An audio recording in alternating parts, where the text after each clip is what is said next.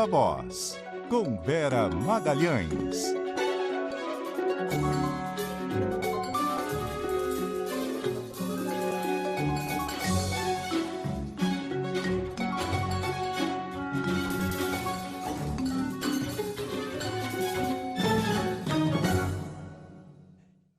E aí, Vera?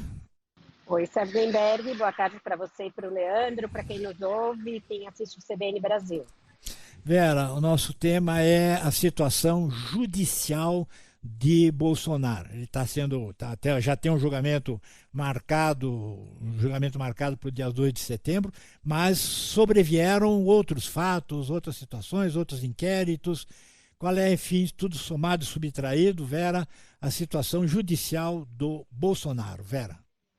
Pois é, porque ontem teve uma certa dose de confusão, Sardenberg, em razão do novo indiciamento do ex-presidente, porque para muita gente isso estava relacionado à ação penal 2668, que é a ação penal da trama golpista. E está, em alguma medida está, porque ele foi indiciado sob a acusação de estar promovendo ações para coagir, aliás, os ministros do Supremo naquela ação.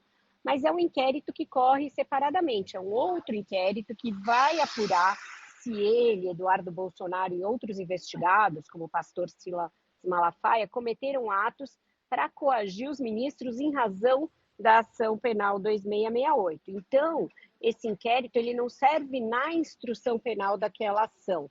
Ele não pode, por exemplo, agravar a pena caso Bolsonaro seja condenado naquela ação. Ele vai ser julgado em outra ação penal caso o Ministério Público ofereça uma nova denúncia. Então, agora o inquérito foi fechado, Bolsonaro foi indiciado, vai para a Procuradoria-Geral da República, que pode apresentar ou não denúncia por coação e outros crimes.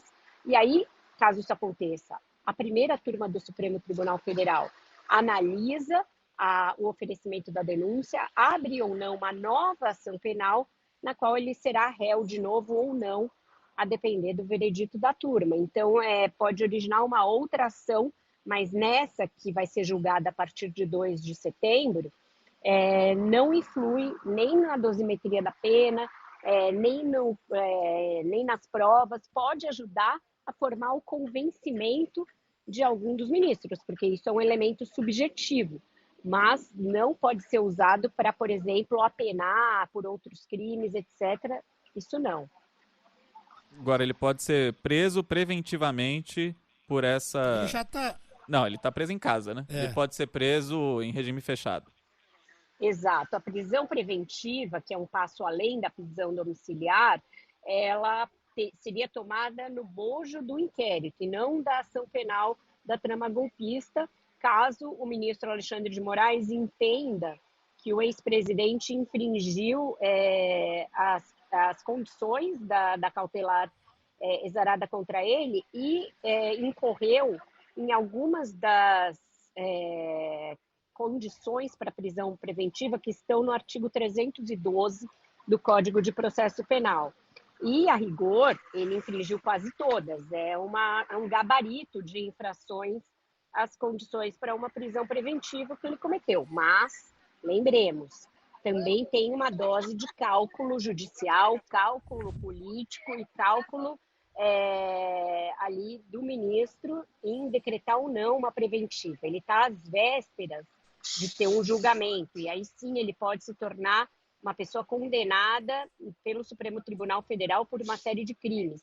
Então, a prisão preventiva, para muitos ministros com os quais eu conversei, até para advogados, seria colocar o carro na frente dos bois, sendo que o Alexandre de Moraes já está muito visado e, para alguns, ele já colocou o carro na frente dos bois, primeiro com a tornozeleira e depois com a domiciliar. Então, o que é mais esperado é que a prisão preventiva não seja decretada.